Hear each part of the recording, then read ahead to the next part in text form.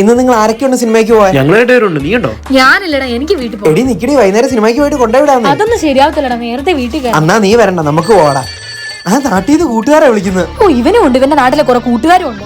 നീ ഒന്ന് ഓടി. ഹലോ അളിയ, എടാ അത്ര എന്റെ ഇല്ലടാ, ഒരു ഞുള്ളിപ്പറക്കി ഒരു 2000 രൂപ തരാം. ഇതുകൊണ്ട് ഇവന് മാത്രം കൂട്ടുകാരുള്ളൊന്നുമില്ലോ. ഇവൻ എപ്പോഴും ഉള്ളത് നാട്ടിലെ കുറെ കൂട്ടുകാര്. ഓക്കേടാ, ഓക്കെ. നാട്ടിൽ നിന്ന് കിച്ചു വിളിച്ചത്. അത് പിന്നെ നാട്ടിൽ നിന്ന് കൂട്ടുകാരെ വിളിക്കുന്ന പൈസ വയ്ക്കാനായിരിക്കുമല്ലോ. അത് പിന്നെ നമ്മള് സ്ഥിരം കാണുന്നല്ലോ. എടാ, ഇവനെ അവർക്ക് ആവശ്യമൊന്നുമില്ല, ചുമ്മാ പൈസയ്ക്ക് വേണ്ടി വിളിക്കുന്നതല്ലേ. നിങ്ങളൊക്കെ ഇനി എന്നൊക്കെ പറഞ്ഞാലും എനിക്ക് കുഴപ്പമില്ല. അവന്മാർ എന്റെ ചെറുപ്പം മുതലുള്ള കൂട്ടുകാരാണ്. നിങ്ങളൊക്കെ ഇവിടെ പഠിക്കാൻ വന്നപ്പോഴല്ലേ എന്റെ കൂട്ടുകാരായത്. ഇനിയും അവന്മാര് ചോദിച്ചാൽ ഞാൻ പൈസ കൊടുക്കും.